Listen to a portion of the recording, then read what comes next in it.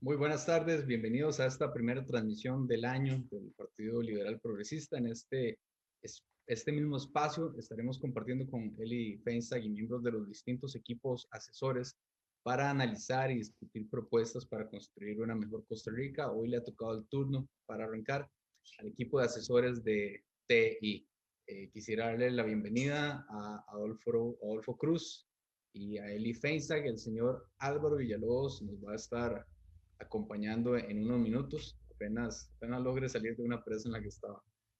¿Cómo están, señores? Buenas noches.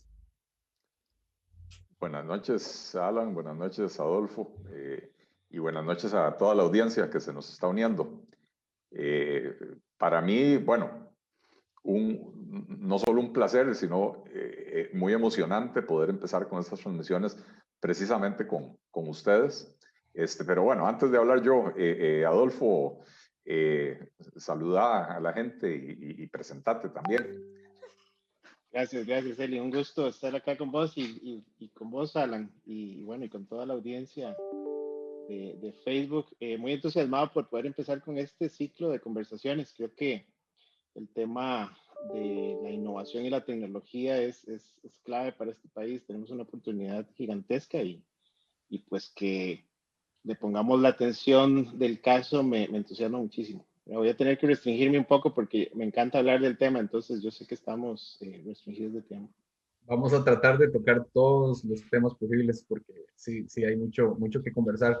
Aprovecho para presentar también a Adolfo con una pequeña aquí reseña. Adolfo Cruz es empresario en el área de tecnologías digitales, es CEO y fundador de varias empresas en Costa Rica, Sudamérica y los Estados Unidos en áreas como servicios de desarrollo de software, Internet de las Cosas, inteligencia artificial, Big Data, entre otros. Cuenta con 20 años de experiencia en el sector de tecnología, es miembro de la Junta Directiva de Camtic y su formación es de ingeniero industrial. En unos minutos se va a unir también Álvaro Villalobos. Álvaro tiene más de 30 años de experiencia en el campo de las tecnologías de la información y comunicación. Formó parte del Consejo de Administración de Camtic y otros foros de negocio internacionales. Ha participado en la promoción de la inversión extranjera en Costa Rica con CINDE y Procombre, promoviendo las ventajas competitivas de los recursos humanos y el desarrollo de empresas de gestión del conocimiento. La creación de modelos de negocio de servicios gestionados ha sido uno de los últimos elementos de diferenciación que ha desarrollado.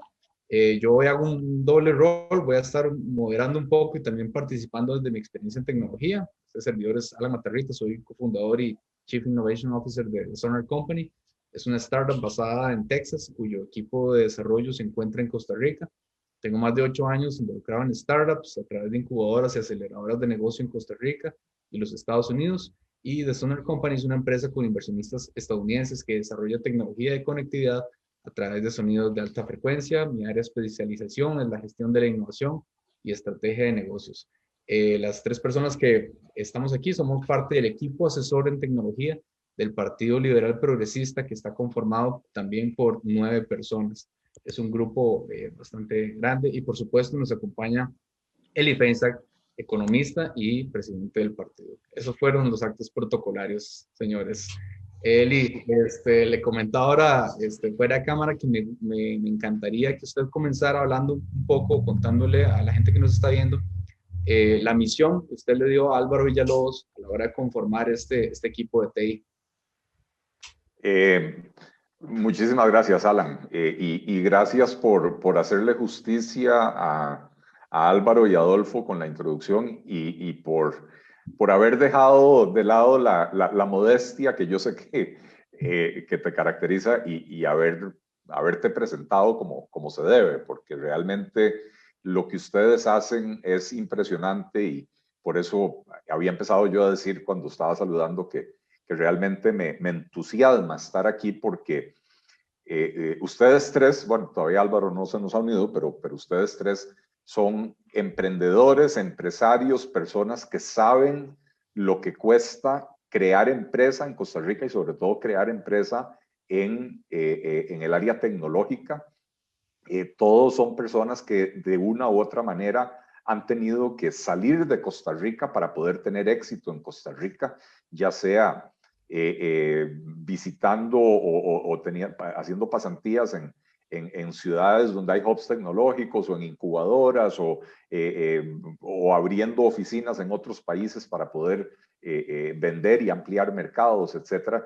Y tengo que decir que aparte de Alan, Adolfo y Álvaro, entre esas 9 personas que conforman el equipo hay otros 3 que son empresarios, emprendedores que han montado sus propios negocios aquí en Costa Rica. Hay una persona que es un alto ejecutivo de una de las principales empresas ni siquiera que es Oracle. No sé si lo puedo mencionar porque lo embarcamos,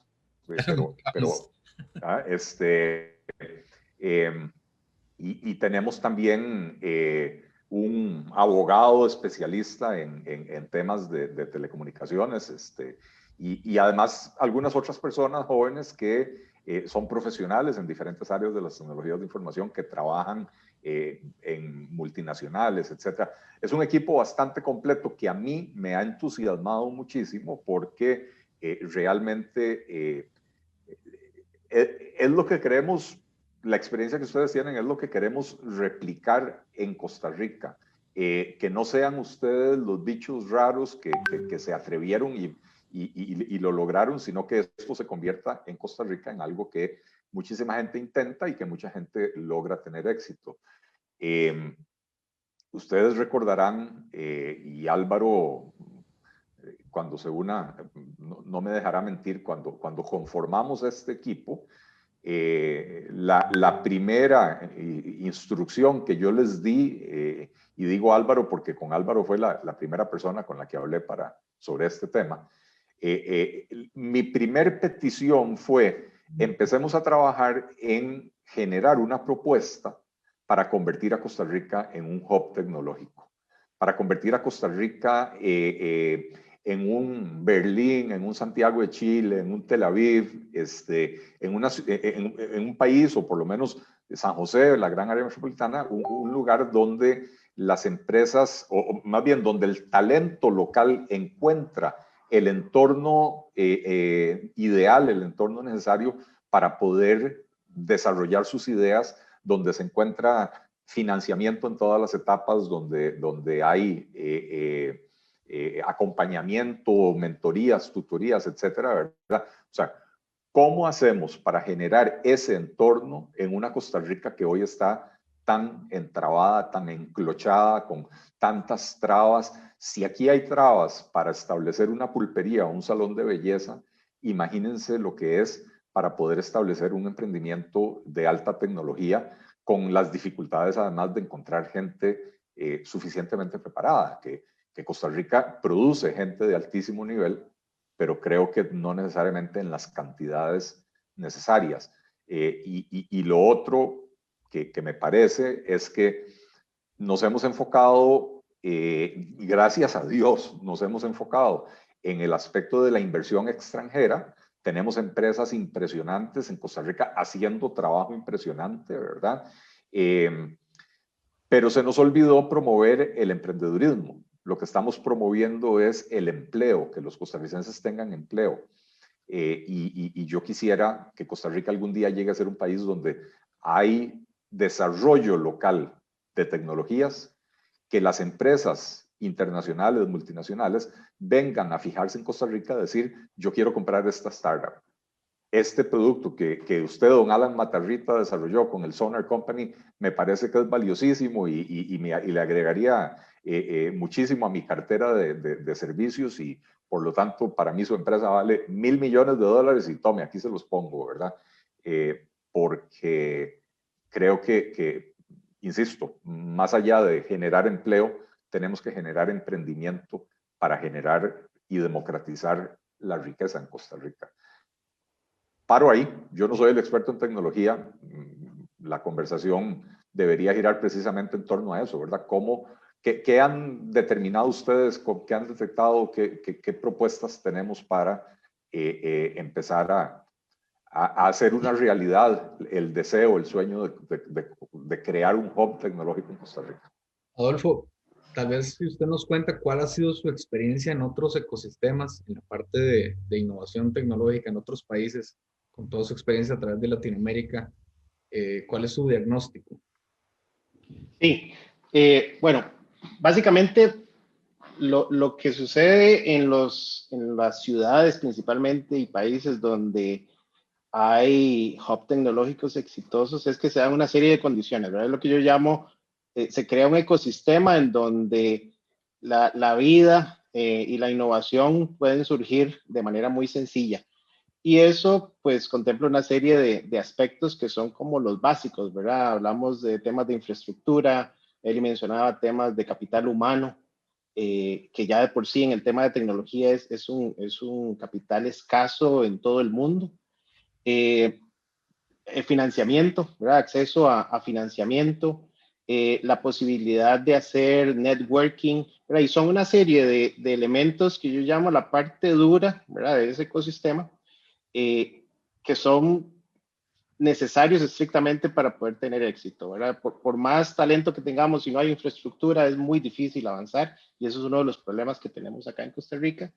Y por otro lado existen los elementos más soft, ¿verdad? Los menos tangibles, cómo son, ¿verdad? El ambiente de negocios, la estabilidad política y económica del país, incluso temas hasta de demográficos, ¿verdad? Cómo se mueve el país en esos términos, temas ya más económicos a nivel de impuestos, en donde si yo tengo los elementos básicos de infraestructura, pues ya empiezo a valorar esos otros, ¿verdad? En esa otra parte, yo siento que Costa Rica tiene un atractivo muy especial, ¿verdad? El hecho de nuestra ubicación geográfica es un elemento muy interesante, ¿verdad? Estamos en la mitad de las Américas, tenemos un clima espectacular todo el año, ¿verdad? Y eso no deja de ser un elemento muy atractivo para ciertos emprendimientos. El hecho de que tenemos una población altamente bilingüe. Bueno, entonces tenemos una serie de condiciones de las cuales podemos apalancarnos sin dejar de lado, por supuesto, el tema del recurso humano altamente capacitado, pero creo que además como país estamos viviendo de la renta, ¿verdad? Poco a poco hemos ido perdiendo competitividad en esas áreas y hemos dejado de hacer la tarea en las áreas duras, ¿verdad? Sobre todo en temas de financiamiento y en temas de infraestructura. Entonces, pues hay mucho por hacer. Lo que sí tenemos claro es en dónde tenemos que trabajar.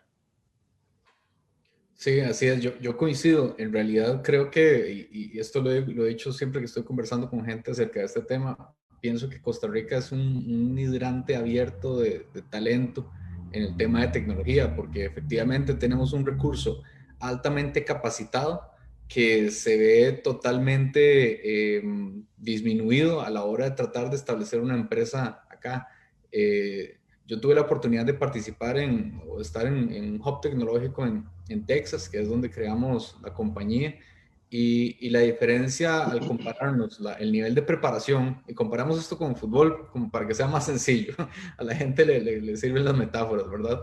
Fue como ir a hacer una prueba a un equipo en la Bundesliga, no sé, o algo así, y que uno ve que los brasileños, los chilenos vienen mejor preparados que uno en muchas capacidades.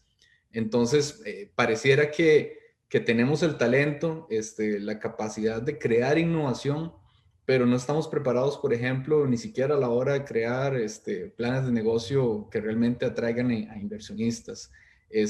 No sabemos cómo se realiza un pitch de ventas, una venta para presentarnos y pedir o tratar de acceder a capital de riesgo.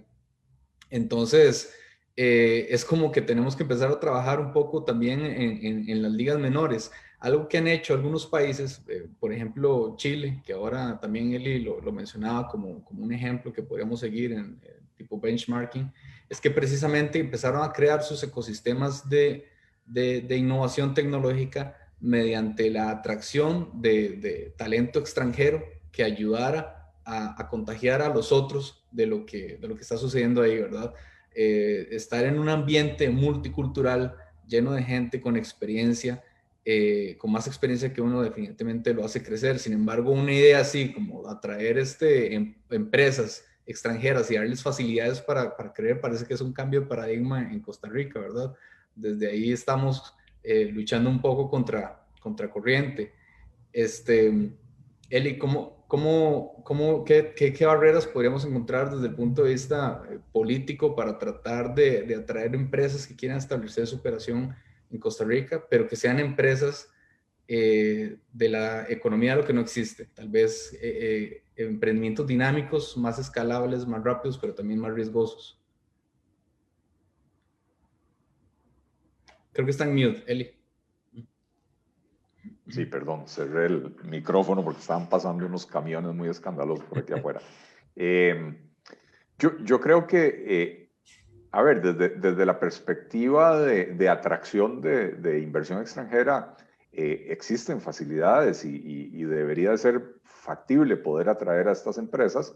Lo que pasa es que, como ustedes bien dicen, la dinámica de estas empresas es muy distinta de un Intel o de un Boston Scientific, empresas que ya están establecidas aquí en Costa Rica.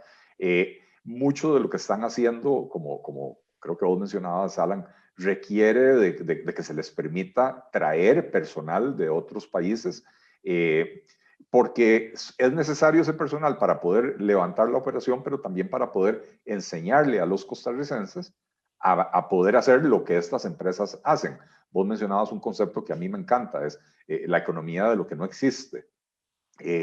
Tendemos a pensar, sobre todo los que estamos aquí más viejitos, ¿verdad? Y los economistas en general, siempre estamos pensando en lo que hay, lo que el país tiene y cómo podemos hacer lo mejor con lo que tenemos. La tecnología hoy lo que nos permite es imaginarnos un futuro donde no sabemos qué es lo que se va a producir. Y entonces ese es el nirvana para un político liberal, porque los políticos socialistas estatistas lo que les encanta es marcar la ruta, decir, ok, en Costa Rica vamos a producir, ¿cómo se llaman? Microchips, vamos a producir implantes de seno y otros implementos médicos, y vamos a poner centros de llamadas. Y entonces teledirigido, eso es lo que vamos a hacer. Con la economía de lo que no existe, que es todo lo que viene en adelante, lo que va a permitir la implementación o el desarrollo de las redes 5G, el Internet de las cosas, etcétera, la robótica, la inteligencia artificial, ni siquiera sabemos de qué estamos hablando, ¿verdad? Las posibilidades son ilimitadas, ¿verdad? Entonces se necesita bastante mayor flexibilidad laboral, cosa que es un gran obstáculo en este país porque estamos enamorados del régimen de que las personas trabajan de lunes a viernes de 8 a 5 con un almuerzo y 2 cafés, y también rigidez en términos de la posibilidad de importar mano de obra de otras partes. Que estamos claros, no se trata de importar mano de obra que venga a dejar sin empleo a los costarricenses, al contrario, es traer mano de obra que venga a enseñarle a los costarricenses cosas nuevas que se están haciendo para que puedan integrarse a ese mundo.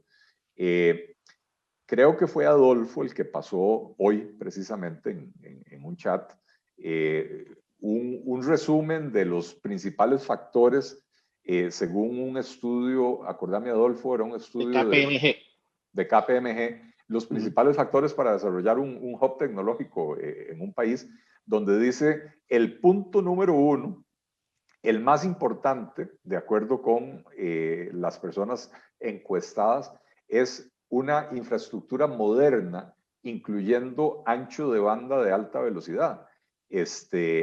Y bueno, Costa Rica estamos dormidos en materia de 5G, de hecho, es un tema que he estado investigando en estos días por otros motivos, pero la banda o la frecuencia ideal para desarrollar el 5G está en manos de Raxa, que es una empresa que no sirve para absolutamente nada, pero no quiere ceder esa banda y entonces no se le puede ofrecer ni a las empresas de telefonía ni a otras empresas desarrolladoras que necesitan esa tecnología. Entonces, el rolling out del 5G en Costa Rica está atrasadísimo. Yo decía el otro día que mientras el mundo se mueve en esa dirección a toda velocidad, incluso ya esto ha generado guerras comerciales.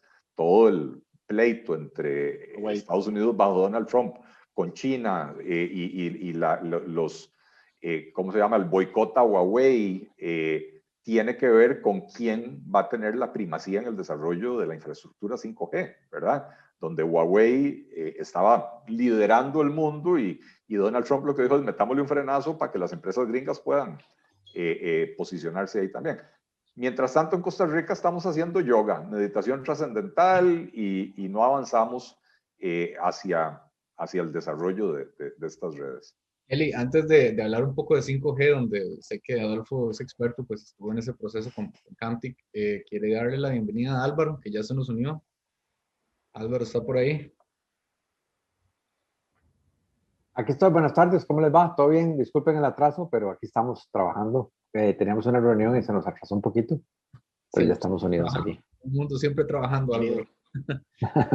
Álvaro, para darle pie, agarrarlo así en frío, sin calentar ni nada, nosotros hemos venido hablando de la economía de lo que no existe, no hemos hecho todavía como una gran definición porque yo sé que usted maneja excelente ese tema, entonces quería aprovechar una intervención suya antes para darle pie a ver si le explica también a la gente que nos está viendo, más de 93 personas conectadas, a qué nos estamos refiriendo con esto de la economía de lo que no existe. Sí, muy buena pregunta, Alan. Y muy rápidamente, buenas noches a todos, mis disculpas por el atraso. La economía, lo que no existe al final del día es cómo la innovación y las cosas que nosotros no tenemos en el día a día en el país, la inventiva del costarricense y lo que nos hace diferentes y competitivos, la ponemos al servicio del desarrollo del país en el largo plazo. La economía, lo que no existe, tiene que ver con todo lo que tiene, digamos, ha generado la industria de tecnología, que ha sido un proceso innovador y que nos va a permitir posicionarnos en el ámbito mundial, en toda la estructura comercial de tecnología que nos permite ser más competitivos a través del concepto de la innovación, la inventiva costarricense que nos hace competitivos y que tiene a una cantidad importantísima de empresas que por su propio esfuerzo han llegado a ser competitivas en Silicon Valley o en otros foros de este tipo de industrias. Entonces, la economía, lo que no existe, tiene que ver con la creación y la innovación de lo que llamamos nosotros el capital intelectual del costarricense, que es muy valioso, la no fuga de cerebros de Costa Rica hacia el resto del mundo, sino que más bien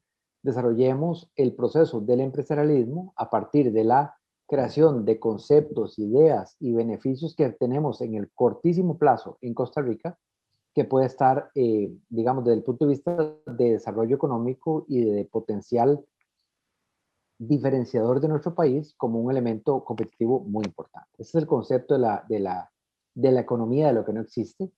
La economía de lo que existe, digamos que es el opuesto, es mejorar la agricultura, mejorar las cosas que ya sabemos hacer bien, que Costa Rica está posicionada internacionalmente, pero no necesariamente desarrollamos las cosas que no están inventadas, las cosas que no están siendo competitivas. Hay muchos ejemplos exitosos en Costa Rica de iniciativas muy particulares que han permitido el lanzamiento del posicionamiento de nuestro país en el ámbito mundial. La economía, lo que no existe, lo que persigue es que esa inventiva, ese exclusivo proceso mental que el costarricense ha desarrollado en sus empresas, sea apoyado por políticas públicas o por procesos de inversión y desarrollo empresarial que nos lleve a ese siguiente estado. Ese es el concepto así muy brevemente. Por supuesto que tenemos que desarrollarlo, tenemos que hablar más en detalle, pero el tema de fondo tiene que ver con esa capacidad que ha demostrado el costarricense de ser competitivo en el ámbito mundial, en temas de tecnología, en temas que, lo que llamamos de brainware, de cerebro de obra, que nos permite posicionar al país como un elemento diferenciador. Aquí en Costa Rica la materia prima y los temas más tradicionales del desarrollo económico no son el valor agregado que tiene nuestro país, sino es el cerebro de obra al servicio de esa inventiva que el costarricense desarrolla que nos hace tan atractivos a nivel internacional. Esa es la intervención rápidamente, Alan. Muchas gracias y buenas noches para todos. Adolfo, ahora sí, hablando lo que mencionaba él en tema de infraestructura, como uno de los pilares para que un país pueda convertirse en o más bien para que un país pueda tener un hub de innovación tecnológica. ¿Cómo estamos en temas de conectividad? Estás en mute, Adolfo. Como decía Eli, estamos, a todos nos tocó, por lo La menos una vez. tecnología se lo está comiendo. Sí, como decía Eli, estamos tardísimo, o sea, y lo vemos desde diferentes perspectivas. Hoy, tener una conexión en la oficina o en la casa de fibra óptica simétrica es prácticamente imposible. O sea, aparte de que probablemente los costos sean entre 2 y 5 veces el costo que puedes conseguir en otros países mucho más competitivos. Ya si hablamos, por ejemplo, de zonas fuera del GAM, todavía más complicado, ¿verdad? Entonces, todo este tema de atracción de talento como país deberíamos verlo desde esa perspectiva, ¿verdad? Pensemos en que la gente que hoy está ligada a tecnología y lo va a estar por los siguientes, por lo menos 10 años, va a ser millennials y centennials. Esta es gente que hoy no quiere estar amarrada a un puesto de trabajo en una oficina específica durante 10, 20 años, ¿verdad? Es gente que le gusta justamente viajar alrededor del mundo y es lo que se llaman los nómadas digitales. Entonces, el atractivo que como país podemos ofrecerles está fuera del GAM, ¿verdad? En las playas, en las montañas, y eso es un trabajo que tenemos que hacer. Eso es infraestructura que podemos llamar tradicional, ¿verdad? Acceso a redes 4G, fibra óptica, ¿verdad? Directo a la casa o a la oficina. Si hablamos de tecnologías más modernas como 5G, ahí estamos en serios problemas. Básicamente porque como país estamos varados y el mundo se está moviendo a una velocidad exorbitante. Como bien mencionaba Eli, tenemos todavía la discusión de qué hacer con los espectros de radiofrecuencia que son propiedad del Estado, ¿verdad? Y que hoy están en manos del grupo ICE y RACS, para ciertas frecuencias. Y eso es una decisión política, eso no tiene que ir a la Asamblea, eso no tiene que, es básicamente el Poder Ejecutivo y el grupo ICE poniéndose de acuerdo en utilizar un activo, ¿verdad? Que además es escaso, sumamente valioso, para ponerlo al servicio del país. Ahorita, muchas de las frecuencias principales, sobre todo la de 2600 y 3200 MHz, están en desuso. Y el Estado tiene la obligación, ya la Contraloría lo ha dicho varias veces, de recuperar esas frecuencias y ponerlas a trabajar. Incluso eso es un medio a través del cual el Estado podría recuperar dinero, ¿verdad? Ahora que estamos en crisis fiscal, y meterlo justamente al pago de la deuda. Entonces, ¿qué nos significa eso? Básicamente un retraso tremendo, donde ya no es un tema futuro de 3 a 5 años, ¿verdad? En el caso nuestro, en mi empresa, tuvimos una situación el jueves pasado, donde hablábamos con un cliente potencial en Chicago. Ellos se dedican a todo el tema de hardware e Internet de las cosas, muy especializado. Y la traba fue justamente que no podíamos realizar pruebas sobre 5G en Costa Rica. Entonces, uno como empresario, en mi caso particular, yo me vi obligado a moverme. Entonces hablé con contactos. Un amigo en Claro me dijo, mira, yo te puedo ofrecer el servicio de 5G para pruebas en Nicaragua. Entonces uno dice, pucha, ¿qué estamos haciendo como país? ¿Verdad? ¿Cómo es posible que una oportunidad de este tipo uno tenga que recurrir a moverse, a instalar una operación a la carrera en Nicaragua, cuando Costa Rica debería ser el llamado a ser el líder de la región, ¿verdad? Entonces, sí estamos con el rancho en llamas, básicamente. Y también para que la gente lo entienda, cuando hablamos de Internet de las cosas, es básicamente esa interconectividad de todos los aparatos que tenemos en el día a día, ¿verdad? Que podamos conectar la refrigeradora, Claro. las luces, etcétera. Y eso suena maravilloso, pero no es posible si no hay una conectividad que lo permita. El otro día estaba participando evaluando algunos proyectos de innovación y un chico llegó con una idea súper interesante de reuniones aprovechando la realidad virtual, pero chocó un poco con pared precisamente cuando uno de los expertos le mencionó que eso, el ancho de banda que requeriría eso simplemente no está disponible en el país, entonces eso es un bloqueo para la innovación. Yo siempre he creído al menos que Costa Rica nos sirve precisamente como terreno de pruebas para este tipo de productos, sí, y deberíamos apuntar a nuestro mercado principal, que son los Estados Unidos, pero utilizar el país como terreno de pruebas. Sí, ¿querías decir algo más, Adolfo? Sí, básicamente es, ¿verdad? Esas son las condiciones mínimas para poder competir. O sea, ni siquiera es que el tener 5G te va a dar una ventaja competitiva. Es lo mínimo que ocupas para poder competir, ¿verdad? Y es una red que te va a permitir velocidades muchísimo más altas, te va a permitir latencia prácticamente nula, ¿verdad? Y de eso va a surgir justamente toda esta economía de lo que no existe, ¿verdad? Porque al tener esa plataforma, yo puedo empezar a innovar, ¿verdad? Y en mi experiencia, eso es lo que nos sobra a los ticos, ¿verdad? Yo tenía un cliente que decía que nosotros teníamos algo diferente a otros cientos de proveedores con los que había trabajado, y él lo denominaba como el tico touch, ¿verdad? Y es esa fisga, ¿verdad? Es esa innovación, el chavalo, ¿verdad? Que no se da por vencido de decir esto no se puede hacer, ¿verdad? Y entonces, como se dice comúnmente, palma la noche, ¿verdad? Y encuentra el shortcut y lo resuelve. ¿Verdad? Eso es algo que no es muy común en el mundo. La gente típicamente hace lo que se le dice que se haga. Entonces, de nuevo, es una oportunidad, y es una ventana que se va cerrando, porque tampoco es que nadie nos está esperando. Eli, ¿usted quería decir algo? No, decir que, bueno, ahí tenemos claramente identificado un primer obstáculo, que es el de la infraestructura. Yo creo que hay de esa tabla que pasó Adolfo, habían 12 factores y yo creo que hay por lo menos 5 o 6 en los que estamos muy bien y otros en los que nos falta camino por recorrer. Pero precisamente me llamó la atención porque es probablemente este tema de la infraestructura donde estamos más atrasados y es y es el tema que se define como número 1 en importancia para poder establecer un hub tecnológico. Lo interesante o lo bueno de esto, creo que Adolfo lo decía muy claramente, se trata de una decisión política. La frecuencia está ahí y está ociosa. Y entonces al final de cuentas, es una decisión que tiene que tomar el Poder Ejecutivo, dar la orden de...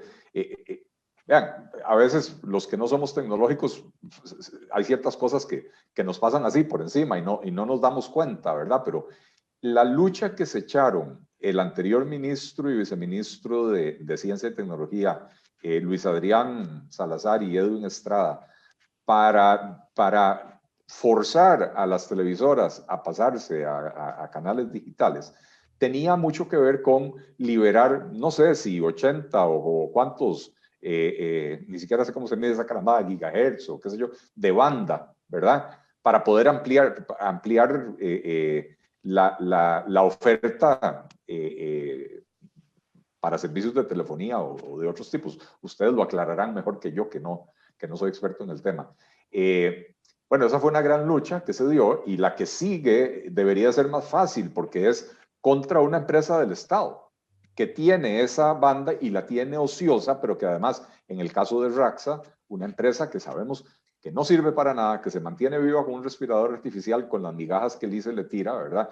¿Qué es lo que hace Raxa? Por definición, aquello que el ICE no se le pega la gana hacer y se lo regala.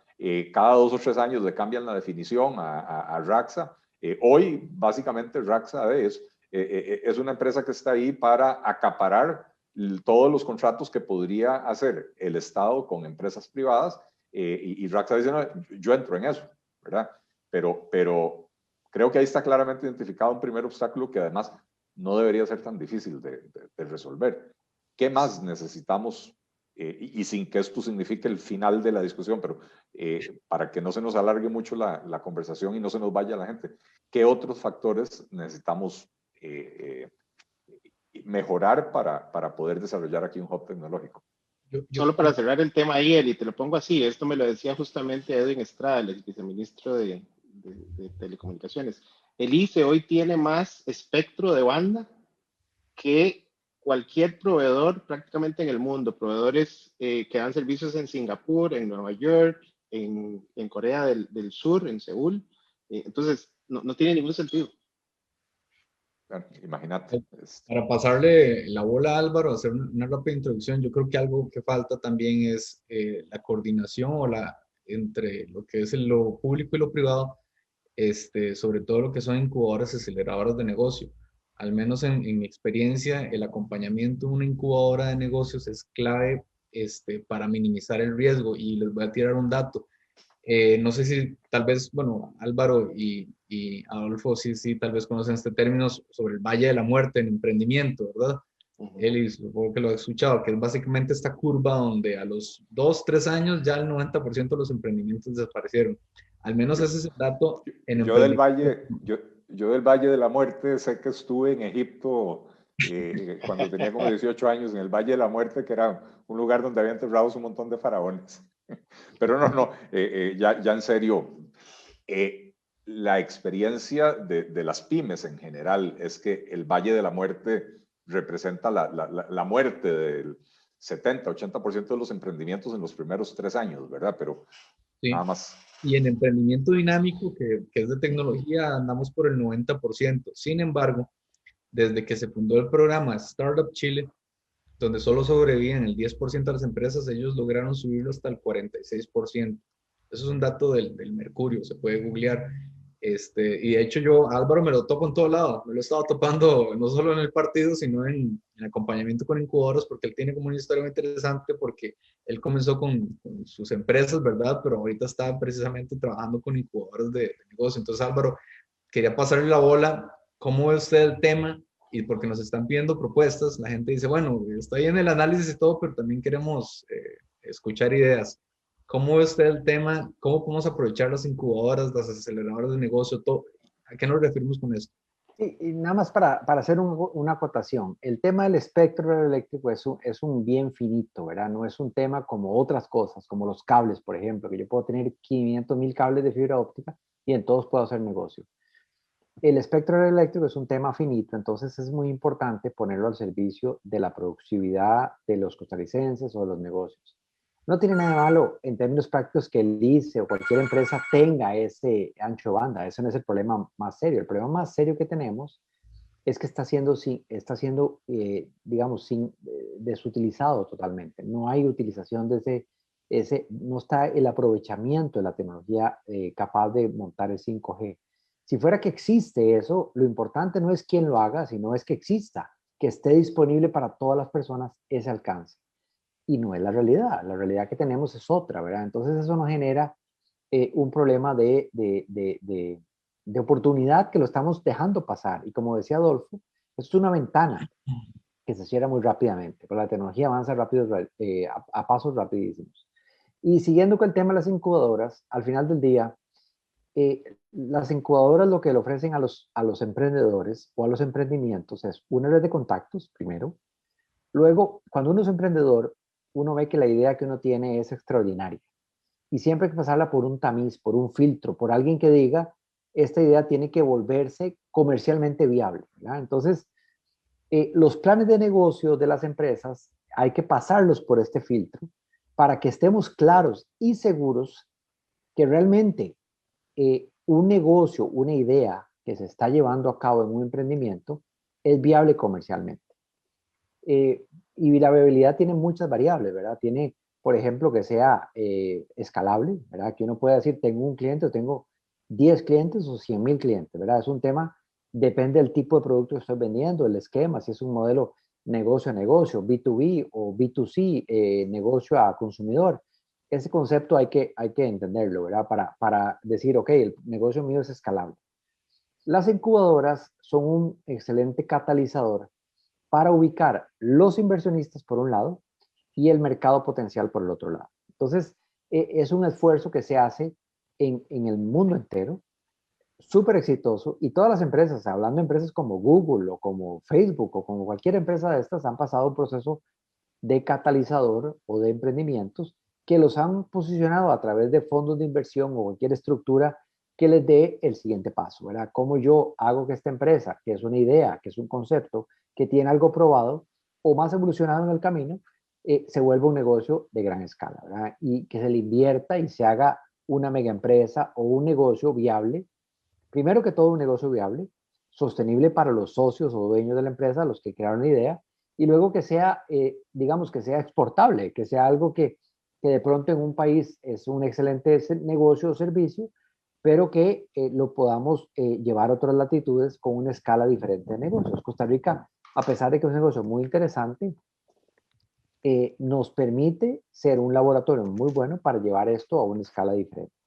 Entonces, en los procesos de emprendimiento, de incubadoras, en Costa Rica hay varias, digamos, Parquetec, que es importantísima en el desarrollo de empresas en Costa Rica, pero muchas otras también nos dan la posibilidad de presentarle a públicos calificados una idea de negocios que sea viable, que sea sostenible en el tiempo y que pueda haber inversionistas interesados en llevar esta idea al siguiente nivel.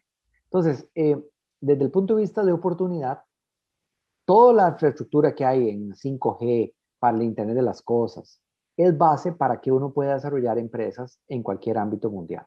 Entonces, el camino que tenemos aquí es cómo darle esa facilidad a las empresas, es cómo crear que una idea se vuelva realidad a través de un proceso de acompañamiento para llegar a los mercados correctos, que pueden ser en Costa Rica, que pueden ser en la región, Centroamérica, países de habla hispana como Latinoamérica, o incluso llegar a los Estados Unidos o a Europa. Entonces, las ideas de negocios tienen que ser algo que no esté solamente en el ámbito del inversionista o incluso del emprendedor, ¿verdad? Que a veces uno siente que la idea que uno tiene es fabulosa, es maravillosa, pero cuando la pasa por el filtro de otras economías que tienen unas necesidades muy particulares, se valida la idea comercial, la idea y el modelo comercial, ¿verdad? Entonces, las incubadoras te ayudan a acelerar ese proceso, ¿verdad? Las incubadoras, aceleradoras, el nombre lo está diciendo, es un proceso de incubación que permiten que una idea germine en algo interesante y la aceleradora es que te posicionen en un mercado en donde el proceso que iba a durar N cantidad de años se haga un proceso más rápido, como a través de inversionistas interesados, de mercados interesados, ¿verdad? Entonces, en ciertas tecnologías, en ciertos elementos de, digamos, de competitividad, las ideas que un incubador puede tener o un emprendimiento puede tener, llevan una idea hacia algo que es escalable y que hace diferente la probabilidad del país. Entonces, volviendo al tema de la economía, lo que no existe, todos los emprendimientos que hay en Costa Rica tienen que ser llevados a un ámbito en donde sean viables, y cuando digo viable es que sea sostenible, que sea rentable y que al final del día nos permita exportarlo o hacerlo crecer, ¿verdad? Entonces, esta viabilidad a veces hiere ciertas susceptibilidades, entonces para esto se requiere tener una conciencia o una capacitación al emprendedor para que entienda él desde primera mano qué es lo que se requiere para que una idea de estas se lleve al siguiente nivel, ¿verdad? Que no es un proceso fácil. Nosotros hemos hecho varios emprendimientos o desarrollo de empresas y esto no es un proceso de un día para otro, es un proceso que toma años. La credibilidad de los clientes, la imagen, el posicionamiento es algo que no se obtiene con una buena campaña de publicidad, se obtiene con referencias, se obtiene con un montón de cosas que tienen que madurar en el proceso, digamos, del emprendedor. Pero tiene que haber también ayuda o agencias que permitan que este proceso sea más fácil. Acceso al crédito es uno de los grandes problemas que existen en los emprendimientos, sobre todo de capital intelectual o de ideas, ¿verdad? Que es muy difícil cuando hay un análisis financiero decir, yo te voy a dar un crédito por esto, si lo que uno tiene es una idea. Cómo yo busco referencias, cómo busco historial, cómo busco analizar el riesgo comercial. No puede ser una línea de crédito como cuando yo pido un crédito para construir una casa, un edificio o un tema más tangible. Estos intangibles que tienen que ver con el desarrollo intelectual de las personas, con el desarrollo de las ideas, tienen que ser analizados diferente. Entonces, la propuesta tiene que ser construir sobre lo que no existe, un modelo sostenible que haga un repunte importante del posicionamiento de Costa Rica en este mercado. Yo quisiera agregar a eso que decía Álvaro, que creo que todo empieza con diferenciación de las políticas, porque a veces cuando escuchamos al gobierno, a las organizaciones del gobierno hablar sobre emprendimiento, hablamos de una gran sombrilla de emprendimiento, cuando en realidad se están refiriendo o tenemos que diferenciar entre lo que es el emprendimiento por necesidad, que es, no sé, la señora que tuvo que hacer unas empanadas para ir a darle de comer a sus hijos y que requiere una política específica, y cuando nos referimos más bien al emprendimiento por oportunidad, que es cuando identificamos un problema, ojalá global, escalable, como decía Álvaro ahorita, y tomamos esa oportunidad para crear un nuevo producto y servicio. No sé si les ha pasado que o alguna vez han ido a estos concursos de emprendimiento que se organizan en el MISID. Uno ve una combinación, un arroz con mango de emprendimientos. Por un lado está alguien que hace unas cremas naturales y por otro lado tenés una aplicación tecnológica que te permite, no sé, hacer algo totalmente diferente y están combinados en el mismo concurso.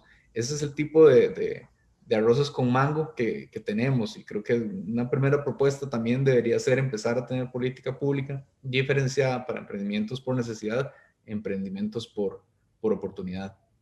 Correcto. Y quiero agregar un elemento. Digamos, la estructura que hay de desarrollo de empresas o de emprendimientos tiene que ver con la innovación, ¿verdad? Entonces, si yo voy a hacer qué sé yo, una empresita, una microempresa, como se le conoce, para hacer empanadas, o el ejemplo que habías puesto, Alan, o hacer, coser ropa, cosas de estas, está perfecto. Eso es un tema interesantísimo, son microempresas y tienen un nicho en la industria, etc. Lo que estamos hablando es de no solo ser una empresa que permita sostener el sustento de la familia, ¿verdad? Que permita generar el ingreso para que la gente coma, estudie, se desarrolle y digamos, subsista en el proceso del día a día, sino más bien es un tema más, digamos, más cualitativo, más crear condiciones para dar un salto, digamos, significativo en términos de las posibilidades de ser competitivo en el mundo. Entonces, ideas, innovación, estos procesos a veces son muy complicados porque detrás de una idea hay ocurrencias, ¿verdad? Es complicado determinar entre una idea que sea un buen negocio y una ocurrencia. Y cómo ese proceso se aterriza en un modelo comercial sostenible y que alguien tome interés por esto y que lo lleve al siguiente nivel. Que sea un producto que la gente viva del tema y se desarrollen familias que contraten decenas de personas o cientos o miles de personas, como ha pasado con los grandes emprendimientos que ha habido en Costa Rica a lo largo de la historia. Entonces, el concepto tiene que ver en la economía, lo que no existe es de tomar riesgos de ideas. No todas van a ser exitosas, es un proceso que va a tomar tiempo, va a haber elementos de riesgo, de incertidumbre, pero no pueden ser medidos con los elementos de crédito típicos de deme retorno de inversión, deme una garantía real para proteger la inversión. Eso no es sostenible, digamos, no es sostenible porque entonces se, se, se detienen todas las iniciativas, se disminuye el proceso de creación de empresas en donde hay una claridad de que muchas de estas iniciativas no llegan a ver la luz, no son competitivas, no se van a hacer por mil condiciones, ¿verdad? No porque la idea sea mala, sencillamente porque el mercado o llegó muy antes o llegó después. Y hay miles de productos en la industria que llegaron muy antes. Voy a hacer una pequeña referencia de una empresa que es conocida por todo el mundo en el tema tecnológico, que es Apple. Apple inventó una cosa que se llama el Newton, que era un PDA, lo que se llamaba un Personal Digital Assistant, el predecesor de un teléfono inteligente, digamos, no tenía la opción telefónica, pero daba una serie de elementos, agenda telefónica, tareas, contactos y una serie de elementos digitales. Llegó muy antes de tiempo, fue un fracaso tecnológicamente. Después, otras empresas llegaron después, maduraron la idea, pero muchos años después, Apple creó el iPhone, que definitivamente revolucionó la industria a un nivel que no nos imaginamos. Una de las compañías más exitosas del mundo en términos de innovación tecnológica, que creó a partir de prueba y error una serie de elementos. Entonces tenemos que tener claridad de que no puede haber un crédito que diga, si usted no me paga, le quito hasta el modo de andar porque entonces nadie se va a arriesgar. El riesgo es muy alto y el compromiso con los fondos públicos se vuelve muy difícil y queda casi siempre en manos de fondos privados que se asumen ese riesgo. Entonces, una política pública efectiva que tenemos que desarrollar es cómo crear elementos de inversión que sean más basados en el fondo y no en la forma. Hoy todos los programas de inversión o de fondos no reembolsables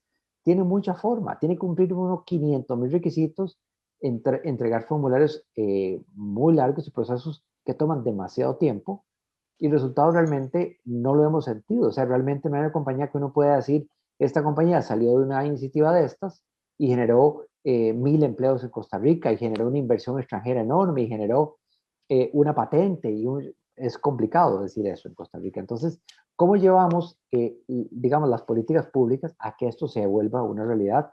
Sea algo que desde el punto de vista de proyección, de análisis y de realidad comercial podamos sostener como país. Entonces, la iniciativa tiene que tener elementos que en otros países han sido muy exitosas. O sea, estamos trabajando en algunas iniciativas en Sudamérica, en Europa, y se habla de esto con mucha transparencia. O sea, no se trata de perder dinero, se trata de poner dinero hasta cierto punto para una idea que podría ser exitosa.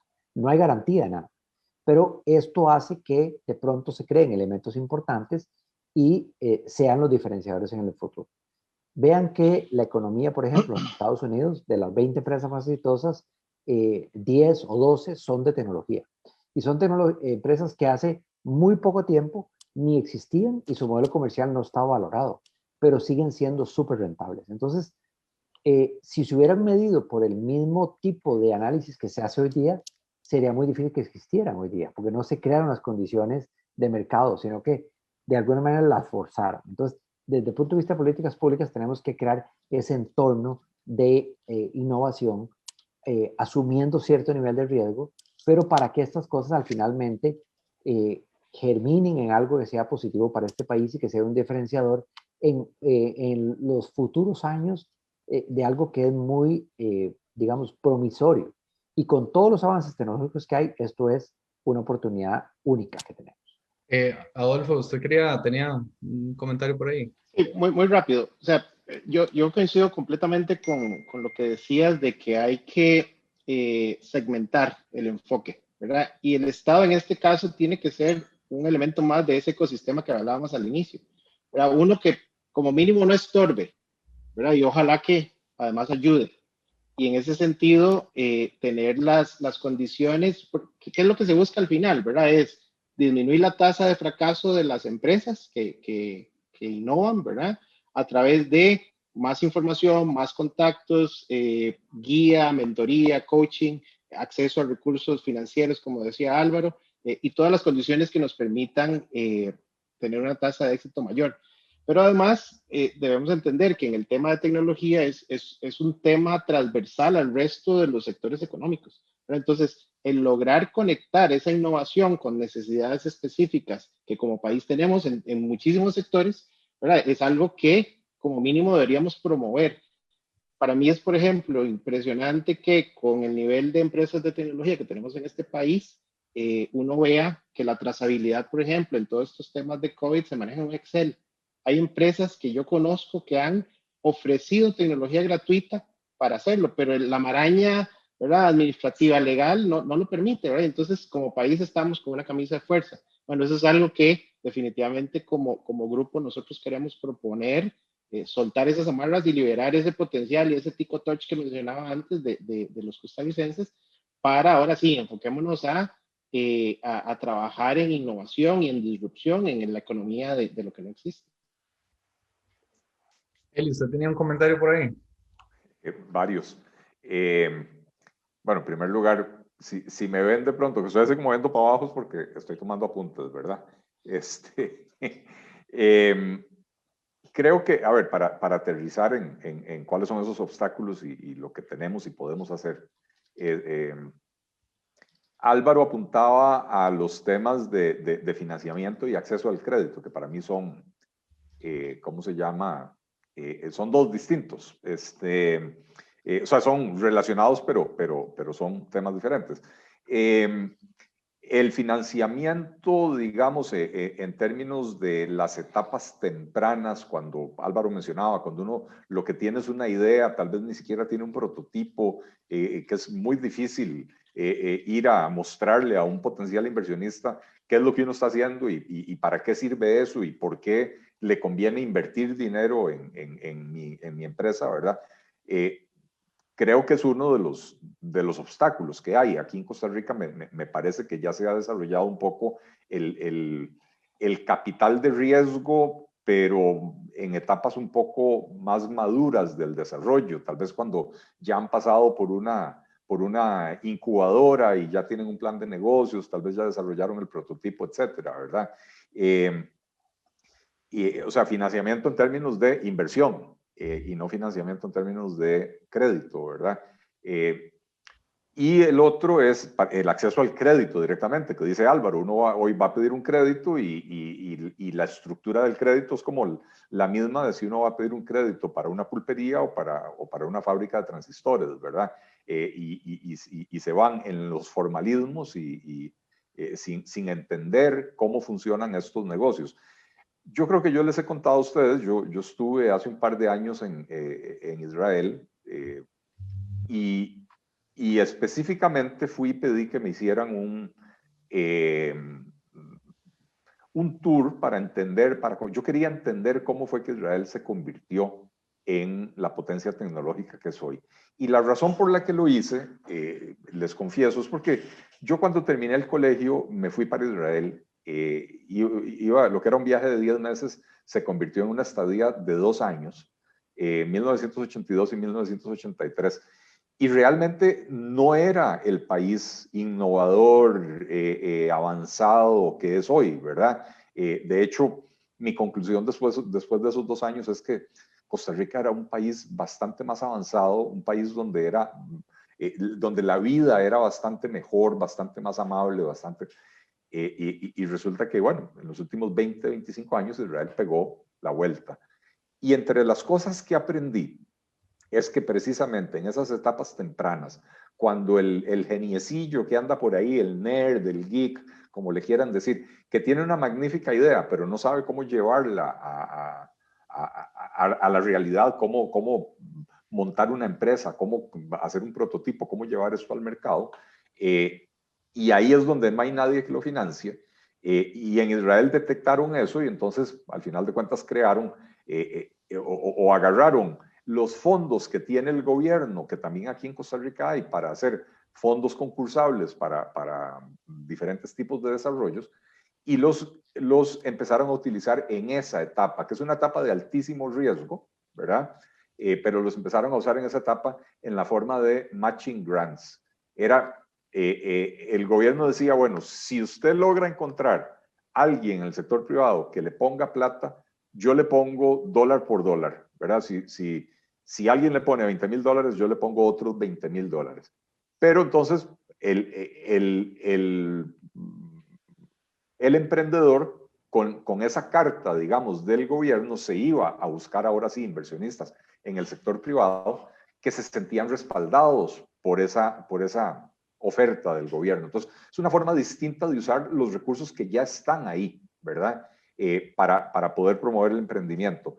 El tema del acceso al crédito, una cosa que me llamó poderosamente la atención, que me decían allá, es que el principal cambio legal que ellos tuvieron que hacer para que los emprendimientos pudieran tener acceso al crédito es cambiar digamos, la idea o la noción de lo que representa la quiebra. El emprendedor tecnológico, me decían allá, usualmente es lo que llaman un emprendedor serial. Es una persona que tiene una idea, hoy la trata de desarrollar, fracasó, tiene otra idea, la trata de desarrollar, eventualmente logra tener un éxito. Y puede ser que después de 3 o 4 fracasos, finalmente logra el éxito.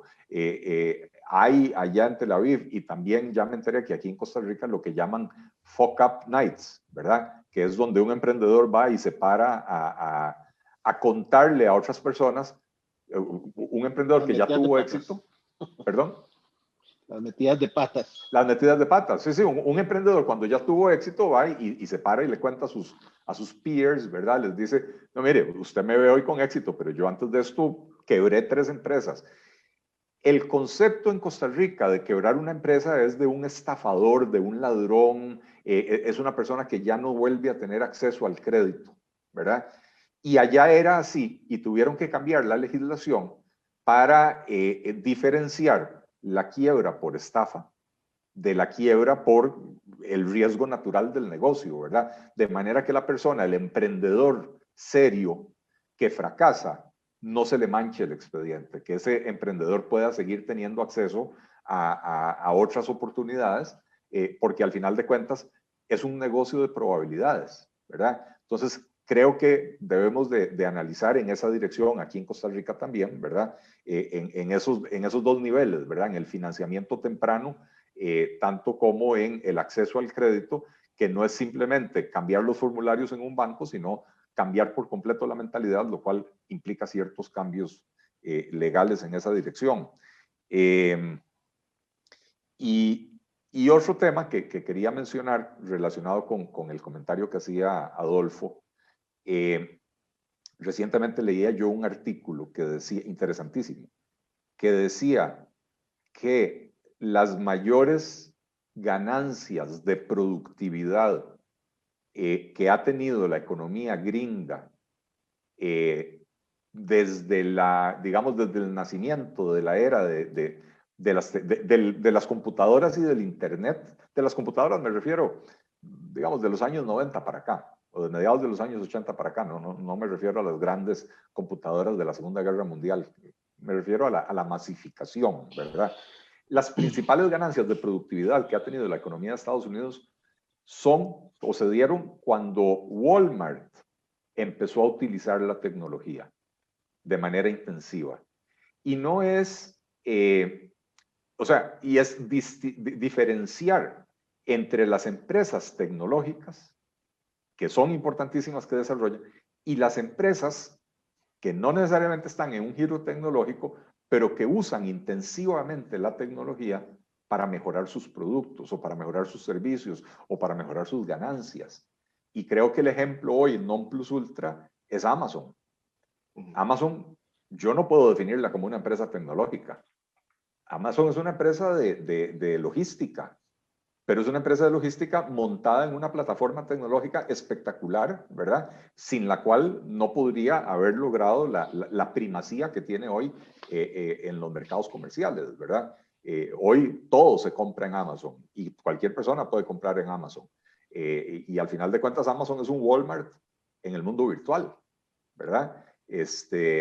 Entonces, ese es otro ámbito de la innovación que creo que hay que promover. No es solo las empresas tecnológicas desarrollando protocolos de comunicación por ondas sónicas de alta frecuencia, ¿verdad? Que me parece que es espectacular eso que hace The Sonar Company, donde Alan es el Chief Innovation Officer, sino también promover que las empresas costarricenses adopten las tecnologías que les van a permitir ser mucho más eficientes, perderle el temor que le tenemos en Costa Rica a que eso implica desempleo.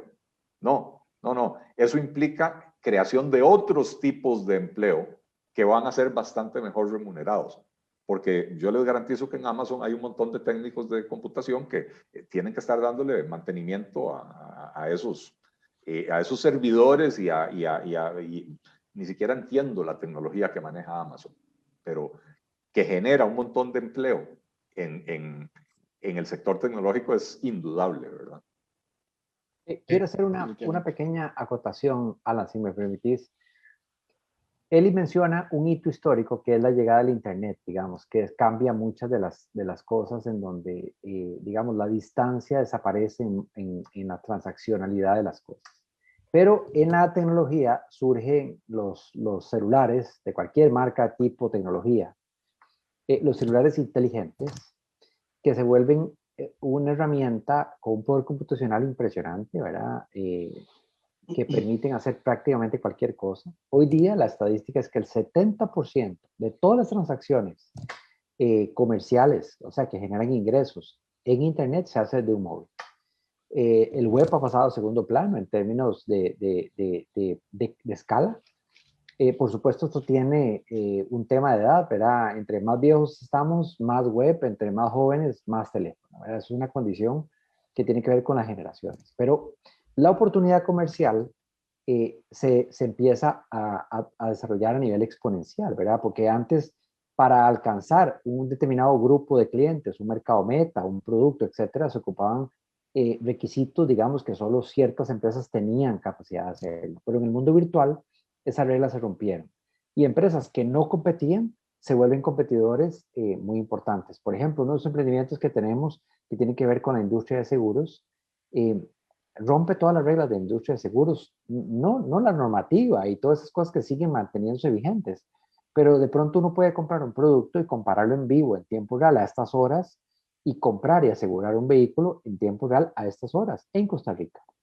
Eso hace un tiempo era imposible de pensar, ¿verdad? Porque las fotos y cómo hago para firmar los 50,000 papeles y formularios y dónde los mando y cómo los escaneo y que si la firma es y cómo pago, que si me mandan el mensajero para recoger el cheque cuando había cheques o le hago una transferencia, no, todo eso desaparece.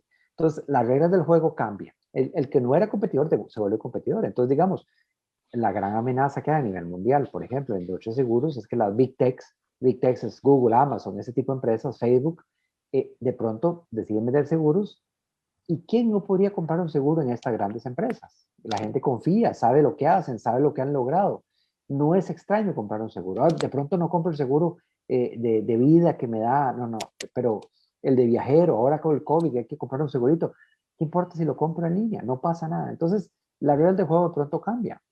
Vemos que uno de los productos más rentables en industria de seguros, como el de los automóviles, está cambiando las reglas completamente. Entonces, ¿cómo este tipo de innovación en un mercado como el de nosotros, que ha tenido una historia súper interesante, muy particular, de monopolios y cosas de estas, empieza a generar elementos disruptivos que se llaman, ¿verdad? Entonces, solo para hablar de la llegada de los teléfonos, y Adolfo ha sido insistente y mencionado el tema del 5G, el Internet de las Cosas, cambia las reglas, digamos, de relacionamiento humano con la forma que compramos y percibimos el mundo. Entonces, el Internet de las Cosas cambia este escenario, crea nuevas condiciones y hay que prepararse para esta nueva realidad. La oportunidad que Costa Rica tiene de tener una población muy educada, capacidad de habla inglesa, digamos, de hablar inglés para poder tener clientes en una economía muy grande como la de Estados Unidos o otros países que generan, digamos, una escala diferente a la que tenemos en nuestro país, nos da la oportunidad de muy rápidamente insertarnos como un país que tiene un conocimiento importante, gente muy preparada, muchachos muy jóvenes con una capacidad tecnológica de desarrollo e innovación muy grande, que nos permitiría muy fácilmente crear Costa Rica. Además, tenemos la misma zona horaria, estamos muy cerca, un vuelo de Estados Unidos a Costa Rica, entre 2 y 3 horas en promedio, ya uno está en las ciudades importantes de ese país. Entonces, desde el punto de vista de oportunidad comercial, pensando en que, digamos, la cercanía que tenemos con Estados Unidos como un ejemplo, pero así en todo el planeta, ¿verdad? Entonces, de pronto se vuelve un tema que si antes era importante y nos generó un diferenciador importante, en los próximos años va a ser relevante. Entonces, en la medida que tengamos acceso a estas oportunidades de desarrollar ideas, conceptos que nos permita llegar más rápidamente a estas economías tan competitivas que nos pueden escalar importantemente y que no se requiere digamos, uno entiende países como la India, con esa cantidad de personas que tiene tantos ingenieros informáticos, ¿por qué no es el líder mundial en innovación? Porque hay muchas limitaciones, muchos conceptos que limitan el desarrollo. En cambio, en Costa Rica están. Entonces, con una población tan pequeña como la nuestra en proporción, podemos hacer cosas, digamos, que escalen a nivel mundial, una huella a nivel mundial. Y no es la manufactura ni las materias primas que en Costa Rica nos van a posicionar ahí. Es muy limitada la capacidad. ¿Cuánta gente tenemos que pueda trabajar en fábricas o generar elementos de materia prima en un país tan pequeño como este? Pero la capacidad intelectual de desarrollar cosas diferentes es lo que nos posiciona como algo importante. Así que todo lo que desarrollemos en términos de innovación debería contemplar ese espacio, esa oportunidad, esa ventana de oportunidad que tenemos a nivel mundial de hacer algo diferente. Mi teoría es que los más viejos usamos la web porque no vemos bien el teléfono. Yo concuerdo. Es correcto. Sí, yo quería poner en la mesa un tema, ¿verdad? Volviendo al ecosistema y los elementos que Eli mencionó hace un rato, y era justamente el tema del talento humano, ¿verdad? Y la formación, pero no solo la formación técnica, sino la formación para crear emprendedores. Hace unos meses o años, la verdad no recuerdo, salió en el periódico que hicieron una encuesta entre estudiantes de cuarto y quinto año de colegio, y la aspiración del grueso de la gente que encuestaron era llegar a ser empleado público, ¿verdad? Y entonces, lo cual no tiene nada de malo, ¿verdad? Y no tengo nada en contra de los empleados públicos, hay excelentes personas ahí también, pero nos dice mucho del país a lo que estamos apostando, ¿verdad? Y entonces nos enfocamos a crear empleados y no emprendedores, y eso es la ruta incorrecta definitivamente como país. Entonces, esa parte, ¿verdad? Tiene todo un componente estatal, ¿verdad? Y ahí tal vez Eli puede elaborar más en ese tema, pero creo que es algo que tenemos que empezar a inculcar desde pequeños, ¿verdad? Desde kinder, ojalá, eh, porque es la base de lo que va a venir posteriormente a apalancarse justamente en ese ecosistema que queremos crear. No sé qué piensan ustedes.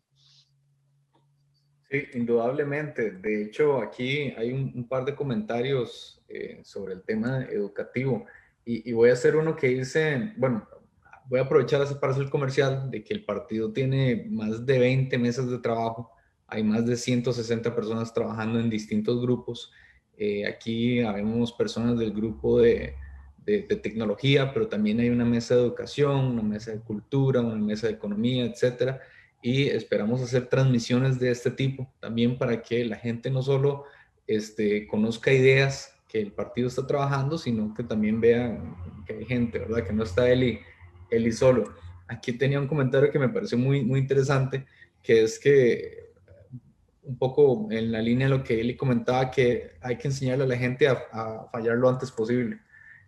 Fracasar rápido, ¿verdad? A veces nos enamoramos de las ideas y la tiramos y pateamos la bola y no estamos como acostumbrados a abrazar el fracaso, que es algo que en otras culturas como la de Israel, es algo que es totalmente aceptado, es visto como experiencia. Un comentario que dicen en la mesa de emprendimiento, que es una mesa aparte, es que en términos educativos también tenemos que hacer una diferenciación. Una es lo que decía Adolfo, que es educar emprendedores. Y para ser emprendedor no necesariamente tenemos que ser ingenieros en sistemas o ingenieros de algún tipo, pero por otro lado nos está haciendo falta muchísimo recurso humano para generar esas ideas en el área de STEM, ¿verdad? De ciencias, tecnología, matemáticas, etcétera. Eli, quería entonces mencionar ese tema. Creo que estamos como tallados de tiempo, no sé cómo están. Tenemos 10 minutos más para hablar un poquito de esto. De ahí, démosle, entrémosle. Yo creo que es un tema Ya lo vital. marqué. A ver, yo creo que el talento humano está ahí. También creo que nuestro sistema educativo está fallando enormemente y he sido muy crítico de la asignación de recursos en la educación superior, donde una universidad, la única universidad que está dedicada casi que exclusivamente a formar profesionales en las áreas que hoy se necesitan en el mercado, que es el tecnológico, recibe apenas el 11% de los recursos del FES, mientras que la Universidad de Costa Rica, la Universidad Nacional, juntas reciben, no sé si el 70, más del 70%, 58 una y 20 y pico por ciento perdón, 58 la UCR y 20 y pico por ciento la Universidad Nacional, que gradúan más que todo profesionales en las áreas de las ciencias sociales, la Universidad de Costa Rica en las ciencias médicas también ingenierías, etcétera, pero el enfoque, digamos, global del sistema educativo superior de Costa Rica es equivocado en ese sentido. Sin embargo, habiendo dicho eso, yo creo que los profesionales están ahí. Lo que pasa es que están, como decíamos al principio, trabajando para las multinacionales, cosa que no tiene nada de malo. Yo creo que lo que estamos tratando de promover es un desarrollo que se dé de la mano de la inversión extranjera. El desarrollo de un hub tecnológico no lo podemos hacer sin el inversionista extranjero tampoco, porque al final de cuentas el objetivo tiene que ser, al promover una cultura de emprendimiento e innovación tecnológica en el país, el objetivo es que estas empresas se entrelacen con los mercados mundiales y que entonces pueda llegar Google y decir, me gusta esto que están haciendo, voy a ir a comprar esa empresa. O lo que hacen estas empresas en otros países donde tienen operaciones, que ellos mismos les dicen a sus empleados, independícense, yo los financio, porque esa investigación que están ustedes empezando es muy prometedora, pero la cultura empresarial de una multinacional no les va a permitir desarrollarla con la misma velocidad. Y entonces yo vuelvo al ejemplo de Israel porque lo conocí de primera mano, ¿verdad? Porque además tengo familiares y amigos viviendo allá, y conozco a más de uno que empezó trabajando en IBM o en Intel o en Google, y que hoy en día se independizaron, ni siquiera porque se les pegó la gana, porque la propia empresa les dijo, están haciendo un trabajo maravilloso, independícense, terminen de desarrollar esa carambada, yo los financio mientras tanto, y si la pegan, yo los compro, ¿verdad? Y algunos la han pegado en grande, ¿verdad? Entonces, insisto, la mano de obra está ahí, pero hoy, como no existe ese entorno local bueno, tal vez existe muy incipiente, ¿verdad? Ese ambiente local de innovación en tecnología, para la mayoría de las personas que están trabajando en estas empresas top, no es una posibilidad real salirse de ahí o independizarse para hacer este tipo de cosas, ¿verdad? No sé cómo lo ven ustedes que están. Perdona, Eli, hay otro elemento, ¿verdad? Y es que esto es un tema globalizado. Entonces, así como nosotros queremos atraer a nómadas digitales, tenemos nómadas digitales ticos que se están yendo a buscar oportunidades a otros lados porque justamente el ecosistema aquí no les permite desarrollarse. Entonces, es una ecuación bastante complicada. La Cámara de Tecnologías hacía un estudio hace, no sé, un par de años tal vez, y en aquel momento hablaban de que se requerían entre 7 y 8 mil ingenieros de software. Si estuviera en el mercado los absorbería, ¿verdad? Tanto inversión extranjera directa como mercado local. Entonces, sí, digamos, hay un tema no solo de producirlos, sino de retenerlos para que no se nos vayan para otros lados, ¿verdad? Porque eso cuesta montones, se van facilísimo. ¿Y qué opinan ustedes del tema de precisamente importar esa mano de obra especializada? Insisto, no con el ánimo de sustituir a los costarricenses, sino con el ánimo de crear masa crítica donde los costarricenses se puedan involucrar y crecer de una manera diferente. Y Araceli, que aprovechando que Adolfo menciona lo de nómadas digitales, hay un concepto que a mí me encanta, que ahorita mi hermano que está viendo, mi hermano que está en Hong Kong, es de los que tuvieron que irse porque buscando mejores oportunidades me puso un mensaje que él dice que él quiere ver el Tamarindo Tech Hub, y es una idea con la que yo sí he trabajado realmente, y es básicamente importar talento, pues que quiera vivir en la playa de Costa Rica, pero tenemos que darle la infraestructura correcta para que puedan hacer su trabajo, y pasa por la conectividad, que es lo que creo que hemos estado señalando toda la conversación. Para esto necesitaríamos un sistema de migración que nos facilite dar visas especiales a personas para que vengan a realizar su trabajo, e incluso, ¿por qué no dar algún tipo de estímulos o involucrarlos en programas de voluntariado para que las zonas costeras, que son tan lindas para ir a pasear, también se vuelvan hermosas para ir a trabajar? Creo que este tipo de ideas son aprovechando nuevamente nuestra posición geográfica, mejorando la conexión, la conectividad, por supuesto, podrían no solo ayudar a empapar a la gente de personas mucho más experimentadas en la parte de desarrollo de productos innovadores, sino que también sería un impulso para las zonas costeras, matando un par de pájaros, porque por ahí nos están mencionando que qué pasa con las zonas costeras. Y es que los hubs tecnológicos, en realidad, lo bonito de esto es que mucha gente hace su trabajo desde la playa. Yo trabajo con un desarrollador que yo lo envidio todos los días porque él está en la zona de Punta Arenas, disfrutando de un clima maravilloso mientras desarrolla código. Entonces, por ahí va mi aporte. Creo que deberíamos estar importando gente, esos nómadas digitales que mencionaba Adolfo. A mí me tocó Perdón, participar. Dale. una pequeña acotación con eso que están diciendo. El traer gente valiosa que aporta a la economía es súper importante y definitivamente desarrolla el ecosistema, ¿verdad? Me refiero a una persona que esté viviendo en alguna zona costera, que tiene que ir a supermercados, tiene que almorzar, tiene que alquilar un apartamento, un hotel. Entonces genera un beneficio en la zona, que eso es muy importante en Costa Rica para darle digamos, otro matiz a tema de universalizar la posibilidad de trabajar desde donde uno esté. Verá que nosotros estamos en una conferencia y hay una audiencia importante aquí en este momento en vivo y nadie está junto. Aquí todos estamos en nuestros lugares que escogimos estar, ¿verdad?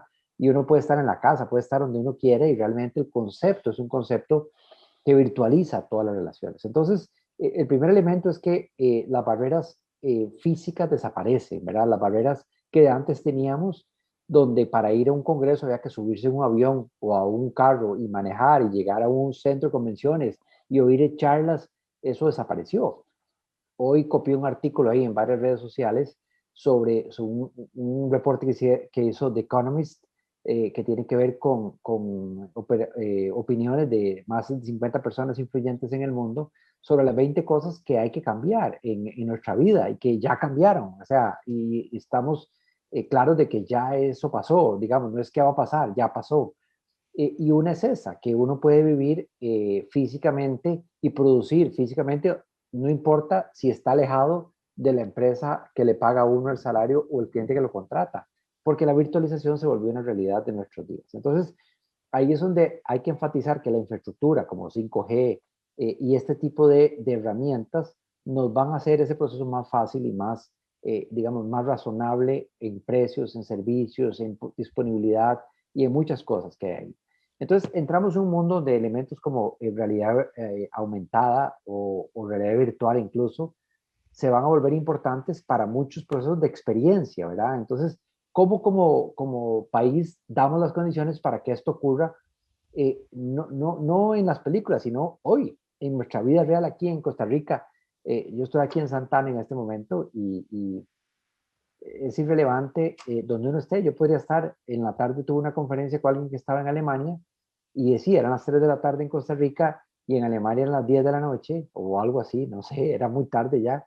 Entonces, bueno, hay que entender que hay zonas horarias y todo, pero tenemos la posibilidad de trabajar con alguien que está en el otro lado del mundo o muy lejos de aquí, sin que sea una barrera como las que había hace muy poquito.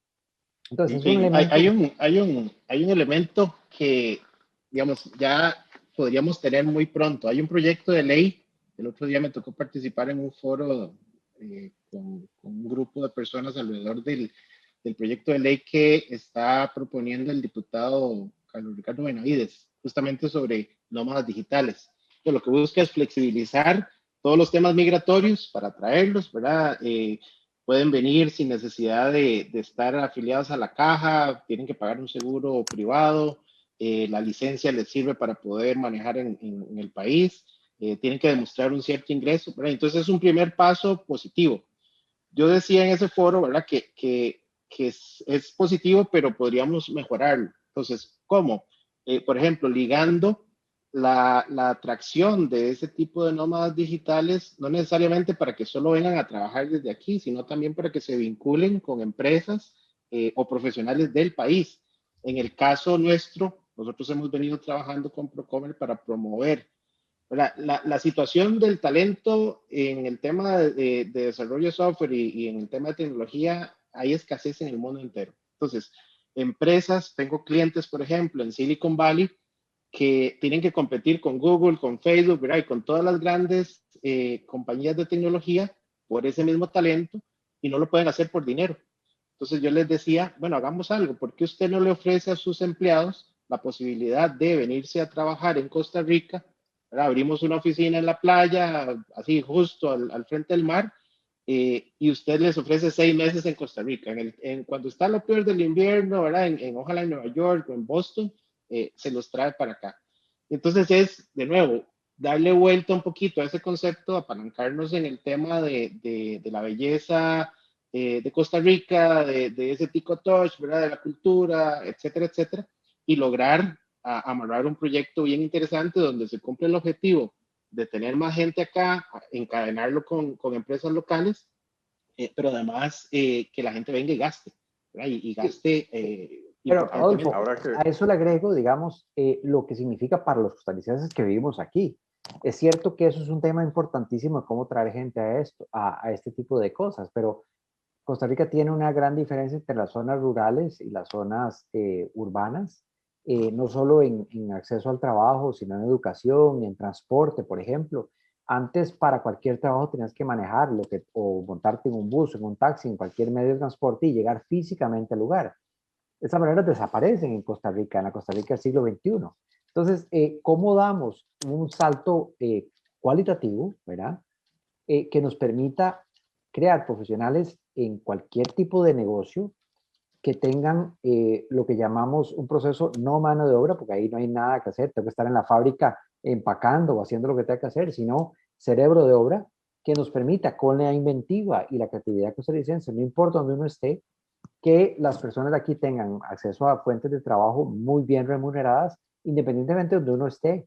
Entonces, no solo permite trabajo, sino trabajo remoto, permite procesos educativos de formación que hacen que personas que estén en zonas alejadas puedan actualizarse tecnológicamente. La tecnología obliga, y es una condición que siempre se mantiene, a que la gente tenga que estar permanentemente renovando su conocimiento, actualizando el conocimiento. Entonces, que este tipo de recursos estén disponibles y que instituciones como el INA, por ejemplo, tengan esta facilidad para que en nuestro país exista una posibilidad de que cualquier persona, independientemente de donde viva, tenga acceso al trabajo que su capacidad y su posibilidad intelectual le permita, sin estar limitado a vivir en una determinada zona.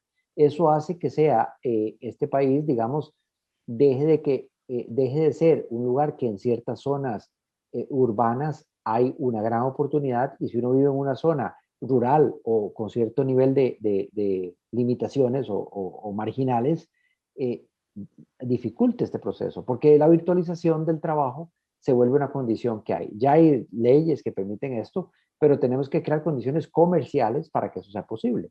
Entonces, no solo extranjeros que vengan, que por supuesto es un tema súper atractivo y que va a ayudar al turismo, al comercio, a alimentos y bebidas, a desarrollarse en cualquier lugar del país, sino que uno puede decir, en lugar de trabajar yo aquí en mi casa, puedo trabajar en cualquier lugar y mi trabajo es exactamente el mismo.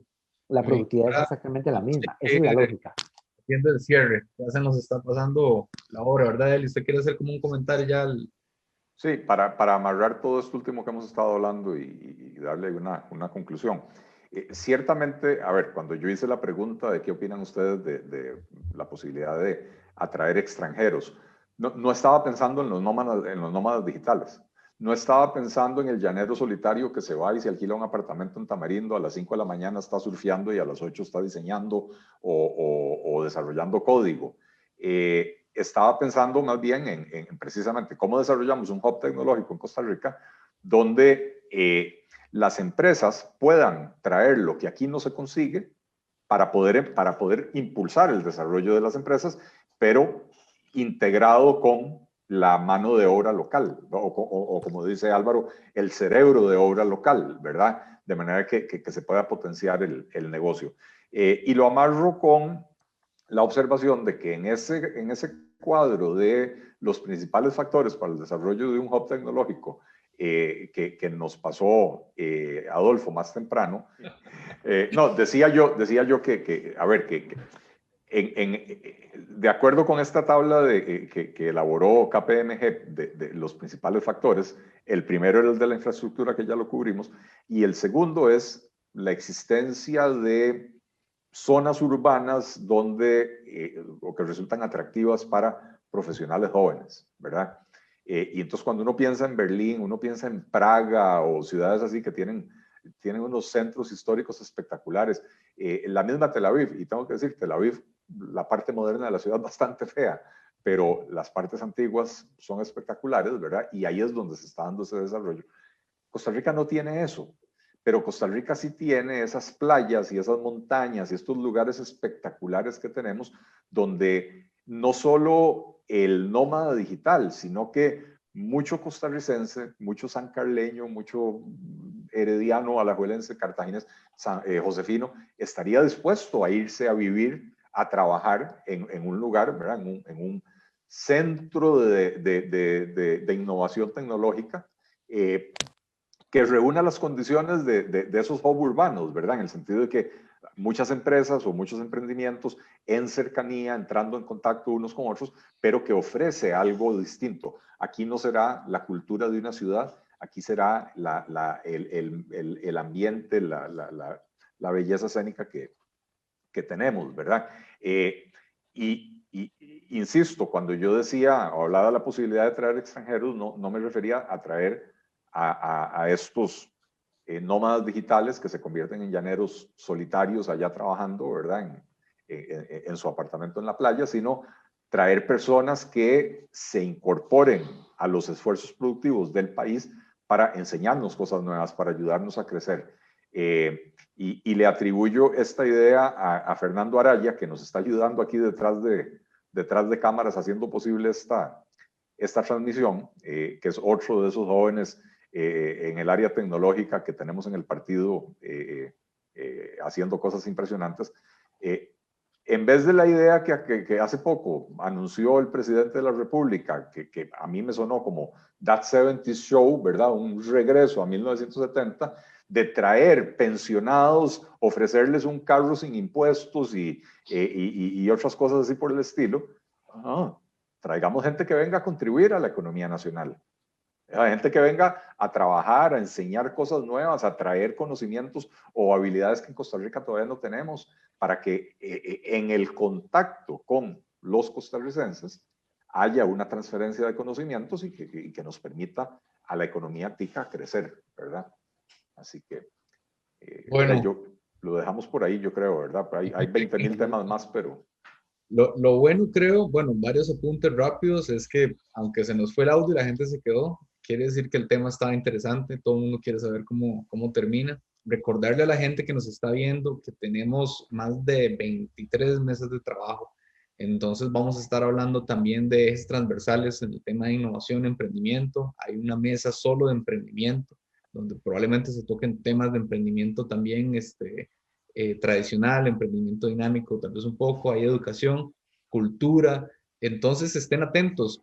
Creo que Eli lo acaba de decir, ya es suficiente de ideas de 1970, ¿verdad? Ya deberíamos estar por lo menos en este milenio, digo yo. Pero bueno, agradecerles a Álvaro, a Adolfo, miembros del equipo de asesor en la parte de tecnologías. Espero que no sea la última.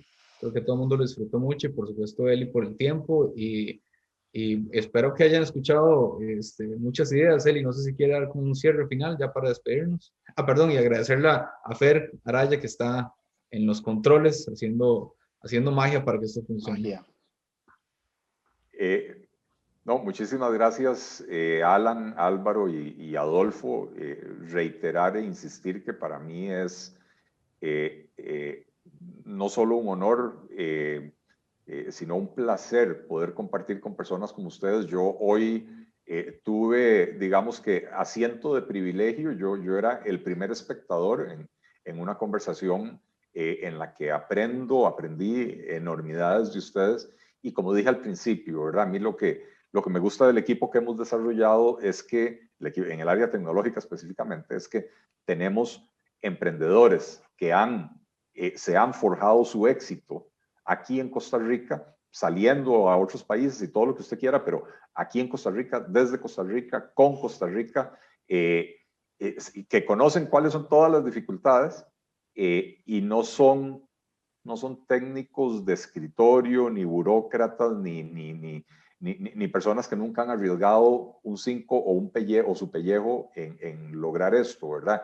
Y que entonces, al final de cuentas, las propuestas que estamos desarrollando y que todavía están en proceso, no están finalizadas, llevan ese enfoque, ¿verdad? Ese enfoque de cómo hacer, que es una necesidad del país, cómo hacer para que el sector privado, desde los diferentes ámbitos, en este caso el tecnológico, cómo hacer para que el sector privado de Costa Rica vuelva a ser el centro